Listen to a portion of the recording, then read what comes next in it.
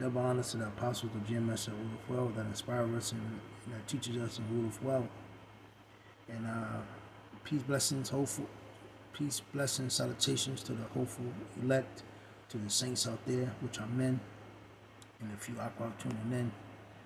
And as you can see, Balfour Declaration, just a little history, and then I'm going to bring forth scriptures. I'm going to read just a couple, and if you want, you can read more. There's a lot of history on the Balfour Declaration, and I read this to bring out the fact that this agenda, this plan,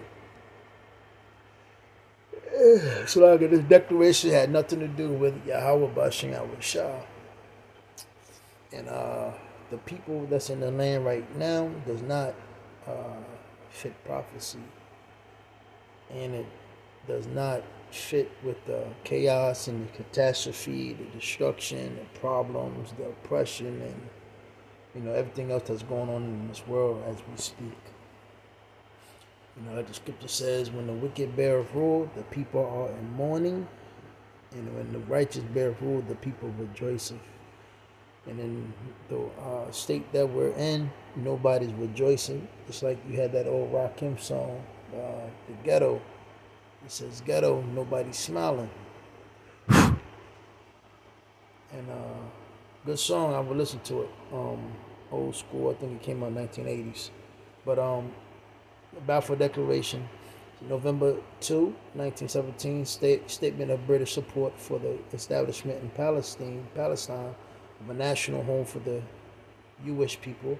It was made in a letter from Arthur James, the British Foreign Secretary to Lionel Walter Rothschild, second Baron Rothschild of Tring, a leader of the Anglo-Jewish community.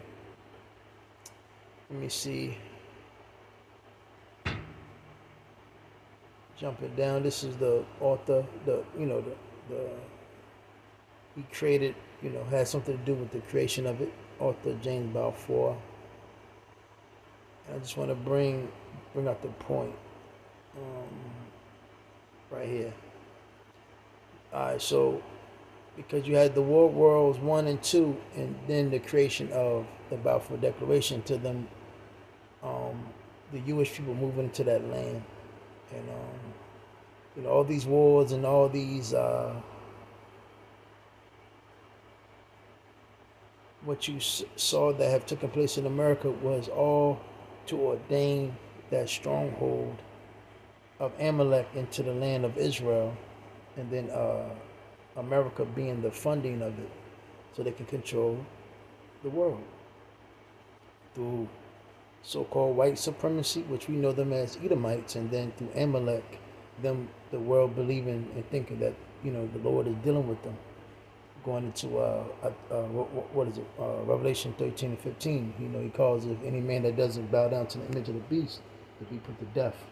So if you don't bow down to the ways of Amalek and the world powers, ultimately the MOTB, then they're going to get rid of your ass.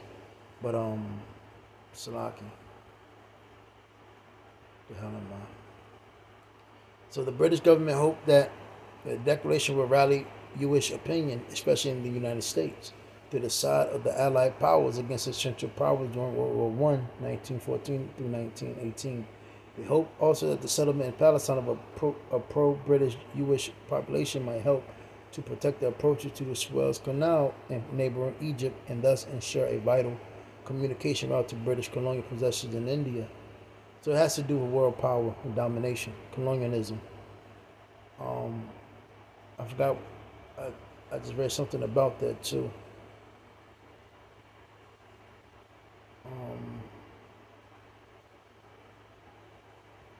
I can't remember, but you can look it up, and it basically tells you how, this was the move, the plot for colonialism. If I'm not if I'm saying it correctly, Salaki. So the Balfour Declaration was endorsed by the principal Allied powers and was included in the British Mandate over Palestine, formally approved by the newly created League of Nations on July 24, 1922.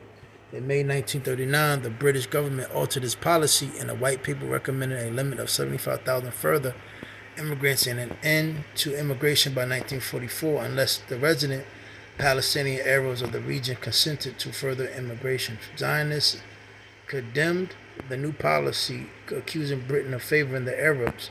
This point was made moot by the outbreak of World War II, 1939 to 1945, and the founding of the State of Israel. Let's look up the State of Israel. Let me see this. See what comes up.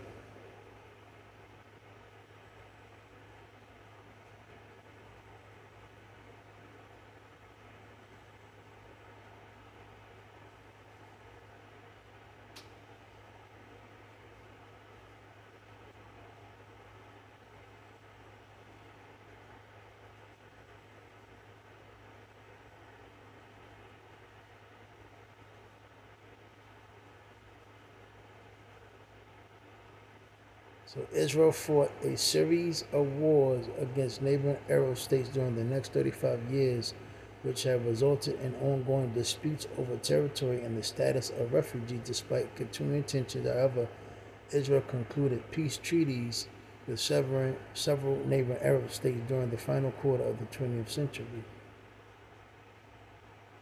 So it just shows you, there's always been a conflict going on in the land of Israel, but ultimately, you're going to have Iran, China, Russia, North Korea, and different nations that's going to get involved in the upcoming battles and upcoming wars that you're going to see. That's why the scriptures say you should hear wars and rumors of wars, because the Lord is about to uproot those heathens, real heathens, that's in the land as we speak right now, because it doesn't fit prophecy at all. So I'm going to bring forth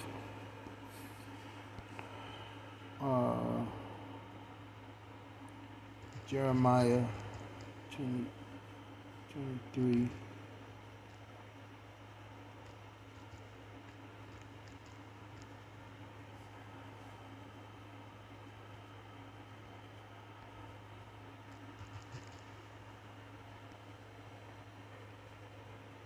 Because if those were the people of the land right now, you wouldn't see nothing, going on as you see today.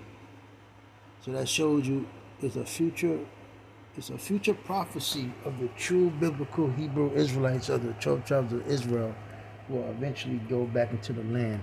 Yeah, that is so-called Negroes, Latino, Hispanic, Native Americans. Salaki. Starting with the elect. So it says Jeremiah 23:5. Behold, the days come, saith the Lord, that I will raise unto David a righteous branch, and a king shall reign and prosper, and shall execute judgment and justice in the earth, and that's Yahweh Shah. But when you look into the Balfour Declaration, it doesn't say anything about Yahweh Shah or the Bible or Yahweh. And that's the Most High. Yahweh is the Most High, the Father who created all things, and Yahweh Shah is the Son of Yahweh, which is going to come back and reign. And it says, in his days, Judah shall be saved. Hold on now. I thought the Jewish people, is in that land right now. I thought, they should be good. Everybody should be flocking into Israel. Everybody should be learning the ways of the Jewish people. But we're not. We're still oppressed. It's still women that are confused about their sex, and it's still men that are confused about their sex as well. And you also have one of the biggest Mo parades over there in Tel Aviv. And it says, and Israel shall dwell safely. This is the name whereby he shall be called the Lord of our righteousness. You don't hear anything about the names of Yahweh Bashim and Shah, but you do hear it from the real believers, which are the true Israelites, not the Israelis, Jewish, etc., or whomever you want to call it, but of the 12 Israelites, starting with the elect.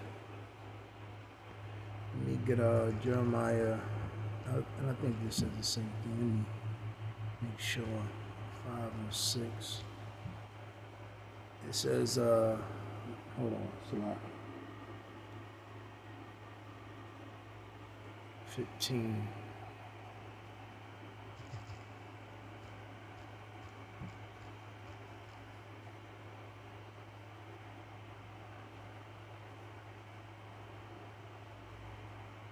Yeah, it says the same thing, Salaki. So, let me go to the New Testament. Bear with me. Go to Romans 3. Let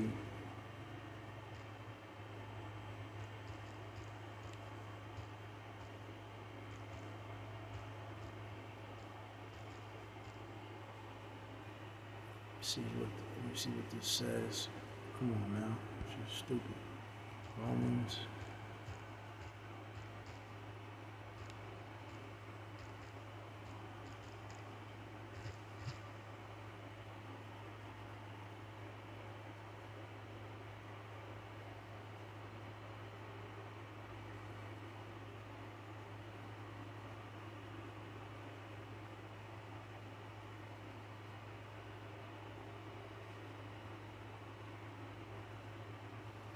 Salaki.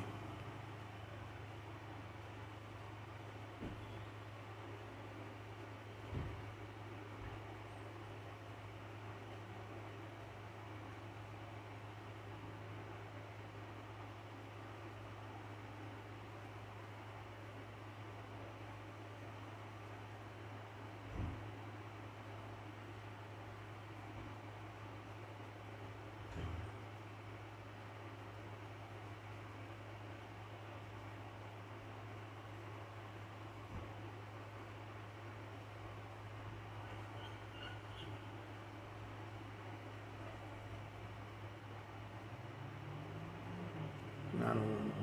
Salaki. We go to 1 Corinthians.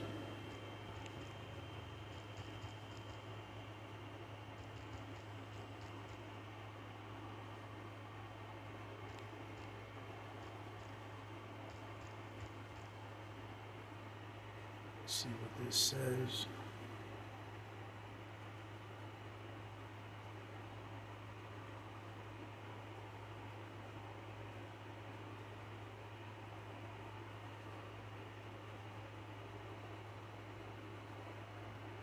KJV. So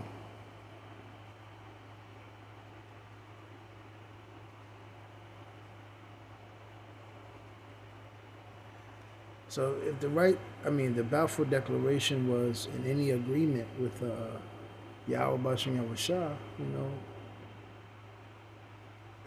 really it wouldn't have been even a Balfour Declaration. They would have came up the scriptures. They would be claiming this out of the scriptures. Because, like I said, through Yahweh Shah, Hamashiach Yahweh Shah, who is of Yahweh, is made unto us wisdom and righteousness and sanctification and redemption. He's going to be the one that's going to redeem his people, Israel. Not a Balfour Declaration with allies and, trying to plead and sneaky backdoor, passages and, saying one thing, then going to war with another nation and trying to drive people out the land, etc. Nah, it's not going to work like that. Like the scripture says, the Lord is going to throw down all, mountains, etc. He's going to bring Israel safely into the land of Israel. The true believers of the 12 tribes of Israel, and ultimately. I find it funny as well because you only see Judah, the Jewish people that's over there now. They only go by the 3 tribes: Benjamin, Judah, and Levi. And then when you ask, I'm pretty sure brothers have done it as well. When those people that call themselves Jewish people, the Jews, you ask them about the other tribes, they can't tell you because ultimately they don't know. Because ultimately they're not the chosen. They're not the Israelites, the true biblical Hebrew Israelites. They're imposters, they're bastards. Like the scripture says in Revelation 2:9 and 3:10, if I'm not mistaken. So when we get 2 Corinthians, let me see what this says. 2 Corinthians 5:21.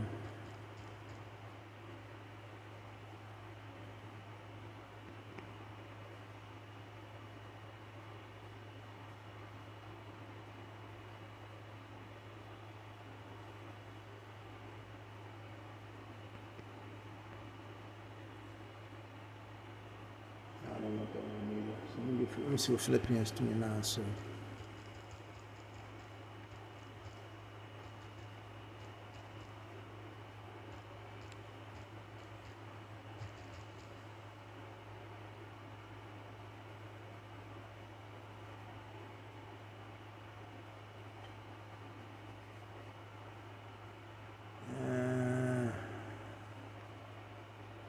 Let me see.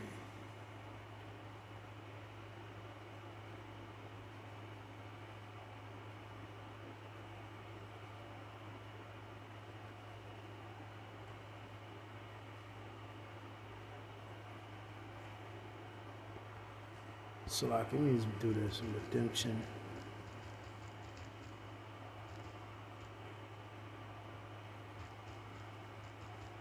Let me put it like this.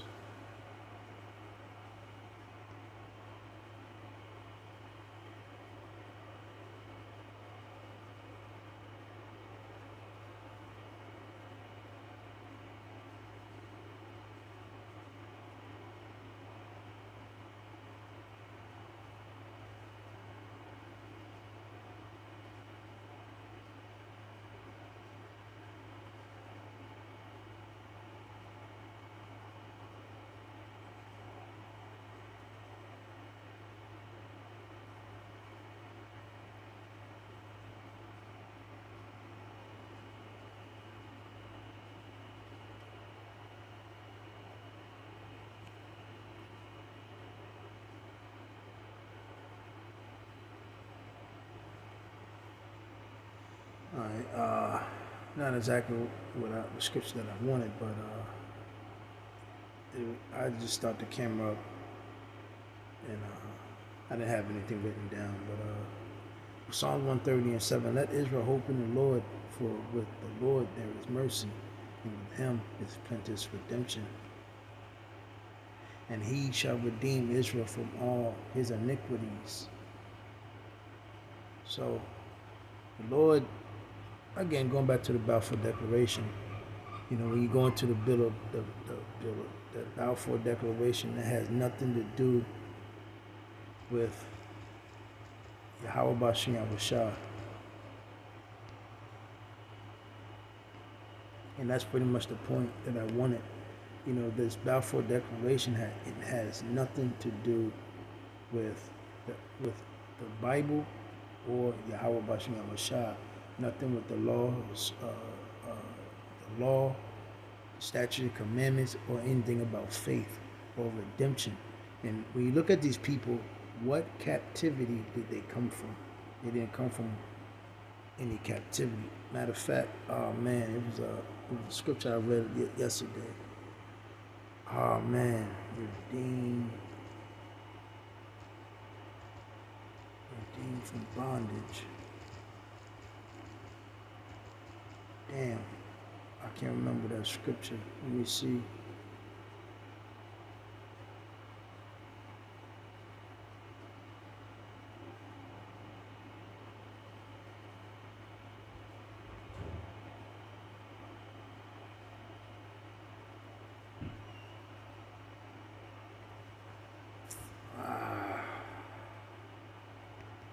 I'm gonna go ahead and end it.